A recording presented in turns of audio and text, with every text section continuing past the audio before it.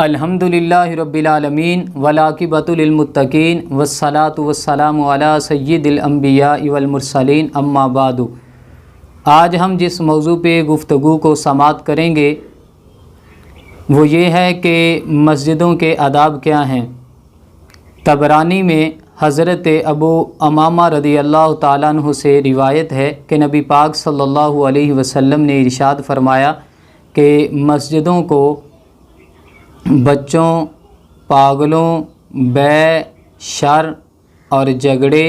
اور آواز بلند کرنے اور حد قائم کرنے اور تلوار کھینچنے سے بچاؤ۔ یہ مسجد کے آداب ہیں جو آپ علیہ الصلاۃ والسلام کے اس فرمان سے ہمیں پتہ لگتا ہے کہ آپ نے فرمایا کہ بچوں سے، پاگلوں سے، کیونکہ وہ بچے جو ہوتے ہیں نہ سمجھ ہوتے ہیں، وہ شور ڈالتے ہیں۔ یہ جو نہ سمجھ ہوتے ہیں ان کے بارے میں حکم ہے کہ ان سے، اور پاگلوں سے کیونکہ انہیں سمجھ ہی نہیں ہے، وہ مسجد میں آئیں گے، شور ڈالیں گے، دوسرے لوگوں کی بھی نماز خراب کریں گے۔ اور بے کرنے سے یعنی کاروبار کرنے سے، کاروبار کی باتیں کرنے سے یا کوئی چیز خریدنے سے یا بیچنے سے آپ علیہ الصلاۃ والسلام نے مسجد میں منع فرمایا ہے۔ اسی طرح جھگڑا کرنے سے، آواز بلند کرنے سے اور وہاں پر حد قائم کرنے سے اور تلوار کھینچنے سے نبی علیہ الصلاۃ والسلام نے منع فرمایا ہے۔ اب یہاں پر اگر بے کو دیکھا جائے تو دیکھیں، کھانے پینے کی چیزوں کا کاروبار کرنا اسلام اس کی اجازت دیتا ہے۔ آپ مسجد سے ہٹ کر کسی بازار میں، کسی جگہ پر، کسی محلے میں، کسی گاؤں میں، کسی قبیلے میں کاروبار کر سکتے ہیں، اسلام اس کی اجازت دے رہا ہے۔ آپ کپڑے کا کاروبار کر سکتے ہیں اور دیگر بہت زیادہ کام ہیں آپ کر سکتے ہیں، لیکن یہ جو فلم اور ڈرامے بنانا اور اس طرح کے کام کرنا، شراب بیچنا، شراب کا کام کرنا، اس کی اسلام اجازت نہیں دیتا۔ یہ چاہے دنیا کے کسی جگہ پر بھی ہو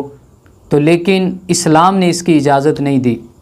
اب حلال کام جو تھے ان کی مسجد میں کرنے کی نبی علیہ الصلاۃ والسلام نے اجازت نہیں دی، منع فرمایا ہے کہ اس سے بچاؤ مسجدوں کو۔ اور جو پہلے ہی حرام کام ہے، جس کی دنیا کے کسی خطے پر، کسی قبیلے میں، کسی محلے میں، کسی بازار میں کام کرنے کی اجازت ہی اسلام نہیں دیتا، تو وہ ایسا کام مسجد میں کرنا، وہاں پر کلپ بنانا، وہاں پر جا کے سیلفی بنانی، وہاں پر اپنی فوٹوز اتارنا، تو اسلام نے تو اس کی اجازت ہی نہیں دی، بلکہ یہ مسجد کی حرمت کو پامال کیا جا رہا ہے۔ یہ صاحب اقتدار جو ہیں وہ بھی ہوش کے ناخن لیں، اور وہاں کی جو انتظامیہ ہے وہ بھی ہوش کے ناخن لیں اور خدارا اللہ کے عذاب سے ڈریں، ایسے کاموں سے بچیں۔ یہ 4 دن کی زندگی ہے اور اس طرح کے کام، وہ اللہ کا گھر ہے، وہاں پر صرف نماز پڑھی جا سکتی ہے، قرآن کی تلاوت ہو سکتی ہے، امر بالمعروف والنہی عن المنکر کا حکم دیا جا سکتا ہے، اس کے سوا اور کوئی کام کرنے کی اجازت نہیں ہے۔ تو خدارا یہ جو چند دن پہلے وہاں پر شوٹنگ کی گئی، کلپ بنائے گئے